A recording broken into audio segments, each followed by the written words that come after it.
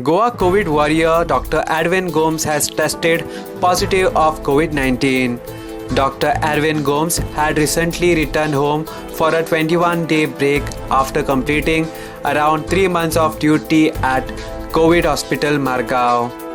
Dr. Edwin Gomes, who has been at the forefront of this fight against the pandemic for last several months, has helped a number of patients to recover and to win the fight against COVID-19. Dr. Edwin Gomes, when returned home, received a special welcome from his family, neighbors and well-wishers. And now, when he is tested positive for COVID-19, wishes pours in on social media for his speedy recovery. Goa Chief Minister Dr. Pramod Sawant wished Dr. Edwin Gomes a speedy recovery. Dr. Pramod Sawant took to social media to express his concern.